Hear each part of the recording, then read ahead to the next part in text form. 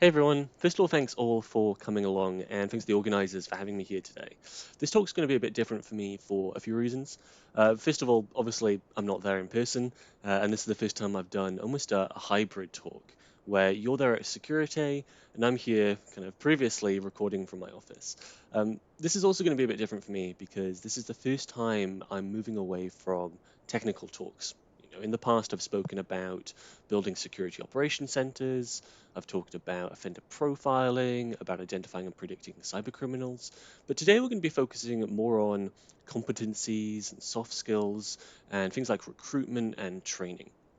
So I'm really interested in if anyone has any feedback, and feel free to reach out to me on Twitter as well if you just want to talk about the presentation.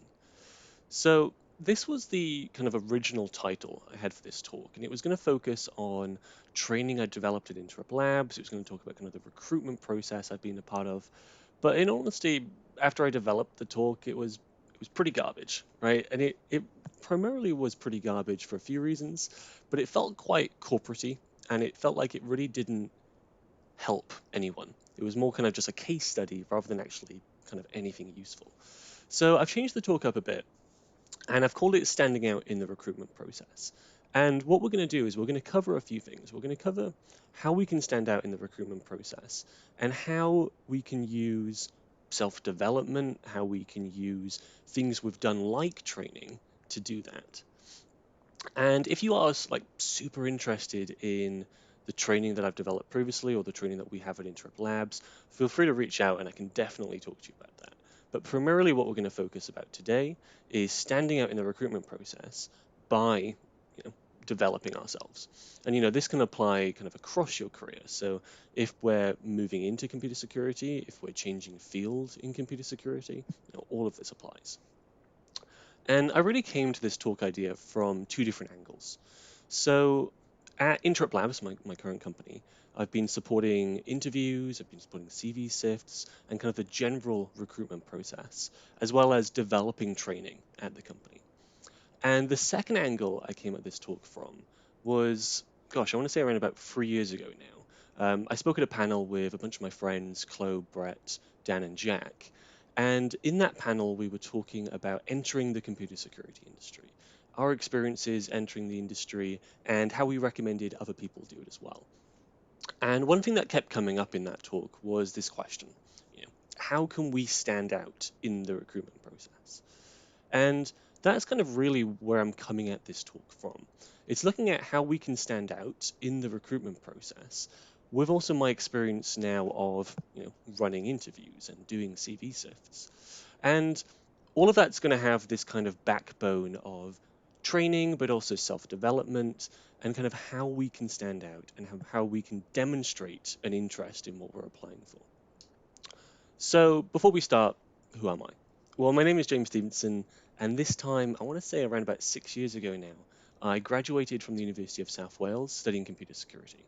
Before that, I was an intern at Alert Logic, a cloud security company, and since then, I've been a software engineer at BT. I've been an offensive security researcher at F-Secure, and these days I work as a vulnerability researcher at Interrupt Labs. Interrupt Labs kind of officially formed in December. We're a startup of around about 20 or so people, and we primarily focus in vulnerability research.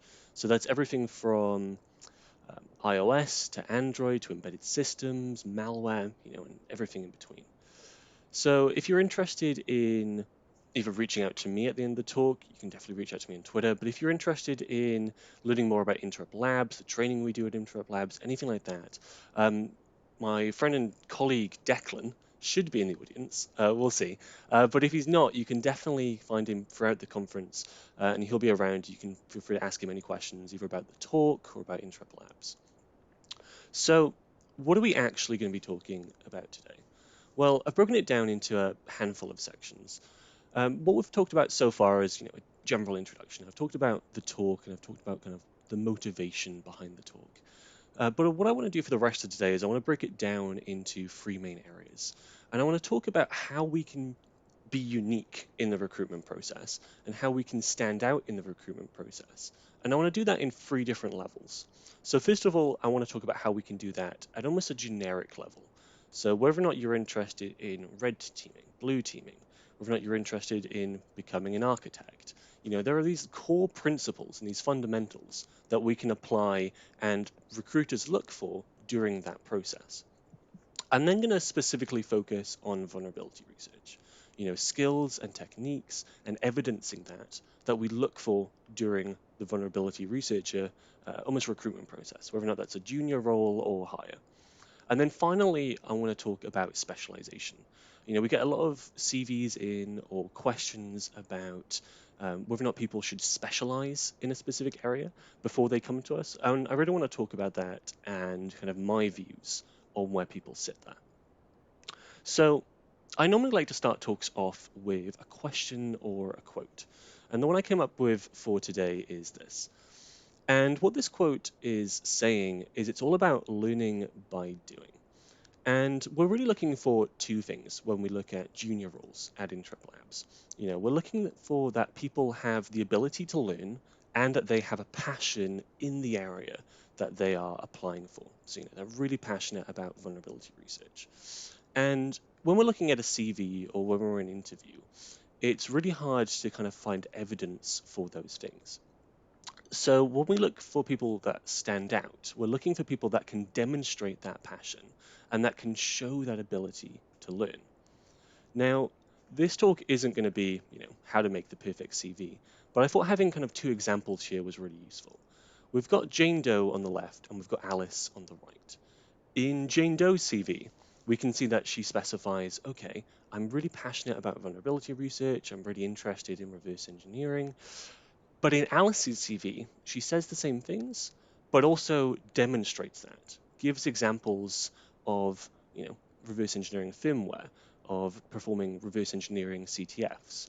And kind of at a very high level, that's one of the things that we're looking for. One of the things that will help you stand out is by demonstrating those passions, is by showing not only that you are interested in the area, but you have the ability to learn and you've kind of done things outside of what was set out for you.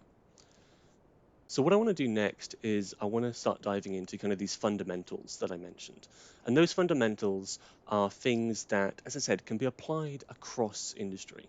So whether or not you're looking at going into red teaming, blue teaming, I said whether or not you're looking to go into a completely different field altogether, these are kind of principles or fundamentals that we look for kind of in all CVs, right? And one of the first things we look for is to be almost goal oriented, or at least making sure that you have a goal.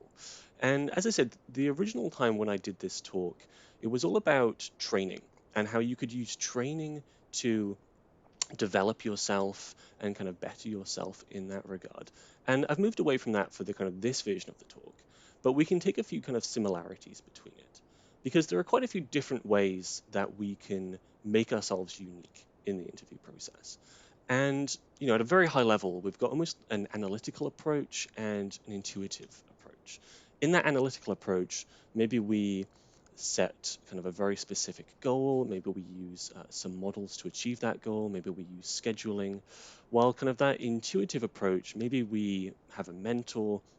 Maybe we try a lot of different things out and we kind of play around with things as we go. And neither of those are right or wrong. And I'll give a few examples of some analytical and intuitive approaches as we continue. But what's really important there is just that goal part, right? Whether or not you're analytical or intuitive, what's really important is having that end goal and kind of demonstrating at least how you've tried to get there. And again, that's what's really important and really what we're looking for. Let's say that you want to be a vulnerability researcher in Android specifically, right? And let's say you're in your last year of university. You can set that goal for yourself. And then throughout that last year of university, you can work towards it. So maybe you can do some CTFs, maybe you can build some tooling, maybe you can play around with vulnerability research on some new and emerging technologies. And then that goal, while you might not have achieved it, you can still demonstrate how you tried to get there. And you can obviously set smaller goals in between and everything along those lines. So one thing that we see a lot in CVs is we see a lot of people saying that they are experts in a field, and we might get this for junior roles. People saying that they're proficient in a certain programming language, or that they kind of are experts at a different technology, or whatever. And this is kind of where we see people in the I know everything field. And what we're really looking for in conjunction to that kind of goal setting is that people identify weaknesses, maybe saying, okay, I'm actually not too good at this programming language, or, I'm not too good at this kind of approach. And then having that goal and then trying to remediate that almost, and then demonstrating how they did that. So people would be able to say, okay, well, I identified I actually wasn't really good at writing Python. So I then had a look at how I could be better at it. And I decided, okay, I'd do some Pluralsight training, I'd make some tooling, and kind of so on. And then so we can see actually that journey. We can see how someone went from thinking they knew everything to actually not knowing that or how to use this programming language. And then we can see the journey moving forward of how they developed on that and how that they built those skills and how they've demonstrated that as well. The last thing I wanted to talk about in the kind of fundamental section that I think applies to all industries is mentoring. Right? I think mentoring is so important. I've been really lucky to have several mentors during my career in computer security. And when we look at mentors, I think it's really useful to be able to talk to someone who's 1 or 2 years on from where you want to be in your career. So if we look at almost graduate schemes at organizations, I think these are really useful for mentoring, right? Because someone who was on the graduate scheme previously is a really good mentor for someone entering the scheme currently. But you can see this kind of across career changing or junior roles or even senior roles as well, where it's more of kind of a give and take as well. But I just think that's something that's really important kind of across fields. So, I've worked in software engineering, I've worked in pen testing, and I've worked in vulnerability research. And I think all of those fields benefit from having a mentor, which is kind of really important. So what I wanted to do next is I wanted to move away from these fundamentals that kind of apply to all industries and specifically talk about vulnerability research and skills and techniques and kind of approaches that help define you and make you stand out in the recruitment process. And as I said earlier on, that really comes down to two things, right? It really comes down to um, defining your passion and demonstrating that passion, and then also demonstrating an ability to learn new skills. Because at the end of the day, when we look at especially junior vulnerability researchers, we're not necessarily looking that you know everything under the sun when it comes to a specific technology. But what we are looking for is that you are really interested in that technology and that you have the ability to learn those things about it. So the first thing that I feel is super important when it comes to vulnerability research and making yourself unique and distinct in vulnerability research is having a few non-technical traits. So that's everything from creativity, perseverance, curiosity, and at the end of the day, vulnerability research is quite hard. I'm sure like a bunch of other specialties in kind of computer security, it is really hard. And that's because we might get some really hard targets that no one has done research on before. And so you need to spend that time and you need to have that curiosity and that perseverance. So these are some non-technical skills and traits that are really important. But obviously there are also technical skills that are important as well and that we can demonstrate throughout that recruitment process. Some of the basics are programming, reverse engineering, um, vulnerability classes, so understanding the difference between, say, static analysis, dynamic analysis, but also things like buffer overflows, memory corruption issues, everything along those lines. And these are kind of just a handful of kind of technical skills that we might look for in junior roles. But really, as I said earlier on, when it comes to making yourself unique and distinct, we're really looking for the ability to learn. You don't necessarily need to know all of these straight out the gate. What I briefly wanted to touch up on next is this concept of T people, and it'll come up again a bit later on. But the idea of T people is that all of our people will have kind of a broad understanding of surrounding technologies and disciplines. So let's say we have a vulnerability researcher. That vulnerability researcher may have a broad understanding of different programming languages, different architectures, a broad understanding of different techniques, and so on. And then what they'll have is kind of a very specific understanding in one area. So we might have an Android specific vulnerability researcher or an iOS specific vulnerability researcher and kind of so on. And that's because, as I said earlier on, vulnerability research in other fields are quite hard, right? And so it's impossible for us to specialize in everything. So instead, what we're going to do is have that broad understanding and then specialize in one very specific thing. And the reason I wanted to talk about this is because what I want to talk about next is the difference between structured and unstructured training. And this really comes back to being unique and standing out in the interview process. Because you can demonstrate passion and you can demonstrate the ability to learn in quite a few different ways. The first way we can do that is with structured learning, right? You can say, I did this course, I watched this video, I went to Security and watched a talk on vulnerability research or software engineering or red teaming, whatever. And then the second way that we can demonstrate all of that stuff is with this kind of unstructured learning. And that can be things like I developed some tooling or I researched this new and up and coming technology. And again, I'll talk about this kind of as we continue. But that structured and unstructured learning, we actually get different outcomes from. When we talk about the structured learning, we'll actually see that we get more of those technical skills. We don't necessarily get many of those non-technical skills because they're quite guided. Watching a talk at Security or watching a YouTube video on fuzzing is going to develop those technical skills, but it won't necessarily develop that curiosity or that perseverance. While the unstructured training is both going to develop those technical skills, but because it's quite unstructured by its nature, then we're going to also develop things like perseverance, problem solving, curiosity. So if you have examples of unstructured training, definitely use those throughout the recruitment process to demonstrate those skills, in addition to having one or two bits of structured examples in there as well. So talking about examples, I just briefly wanted to cover one or two examples for what we have for um, both structured and unstructured training. So I just put a few examples on the screen, but obviously, anything that is covered under this umbrella counts. But what's really important is that we have that outcome, that we have that definition of what that training or what that task or what that activity has achieved.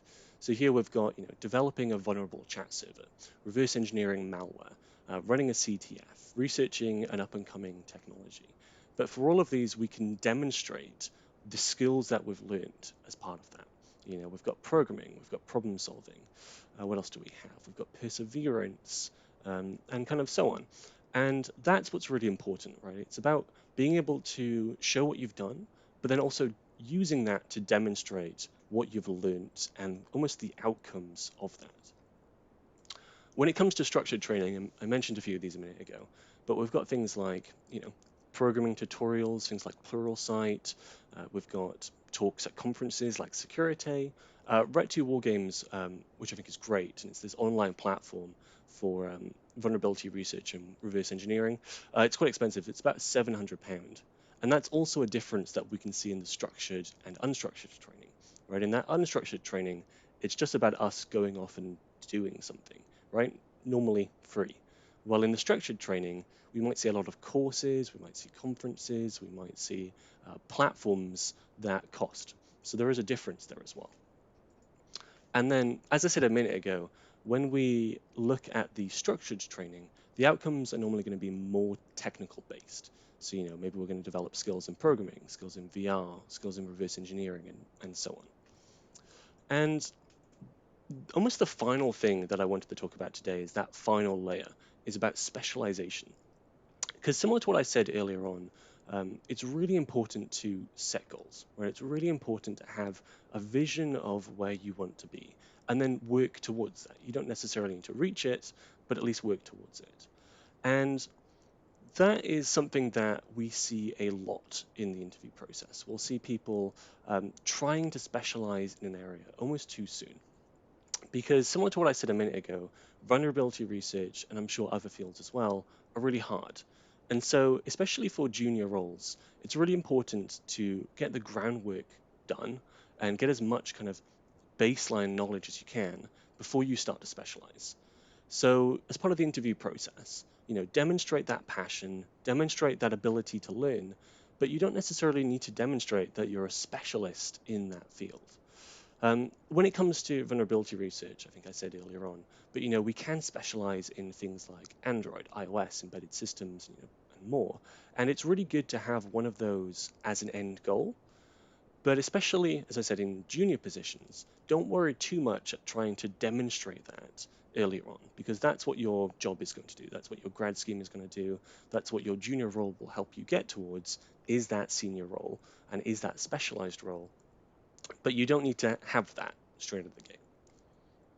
So that's that talk basically coming to a close. I kind of just wanted to wrap up by going back to the beginning. And hopefully, this talk has been really useful. Hopefully, this talk has kind of gone through from the perspective of someone who runs interviews, from someone who reads CVs, someone who develops training, and someone who was in the same shoes a few years ago.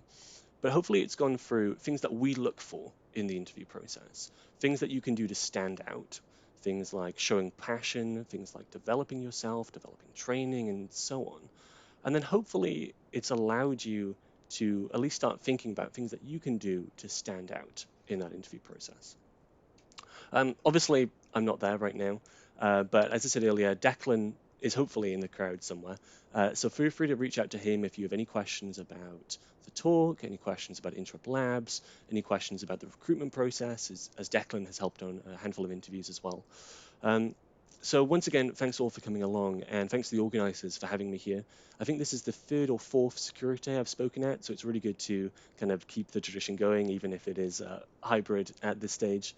But once again, thanks all for having me, and if you've got any questions, feel free to reach out to Declan or myself on Twitter. Thanks, everyone.